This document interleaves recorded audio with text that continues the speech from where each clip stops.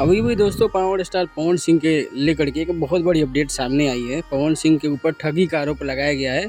लगभग 1.5 करोड़ की ठगी का आरोप ऐसा बताया जा रहा है कि पवन सिंह ने अपनी टीम के साथ मिल करके किया है, एक व्यवसायी के साथ। और वाराणसी कोर्ट में ये जब मामला गया है तो वाराणसी कोर्ट ने इसका भी फैसला दे दिया कि पवन सिंह के ऊपर कार्रवाई करने के लिए।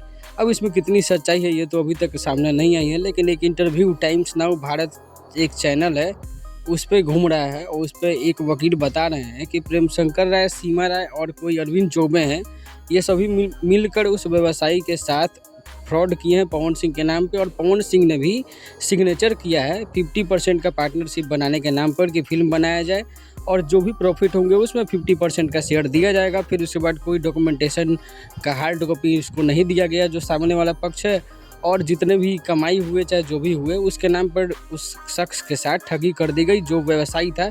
अब ये खबर कितनी सच्ची है कितनी सच्ची नहीं है इसका फैसला अभी तक अब नहीं कर सकते हैं, लेकिन एक इंटरव्यू जो इस तरह से वायरल हो रहा है उससे यही खबरें निकल के सामने, ये हो सकता है कल तक चारों तरफ फैल जाए।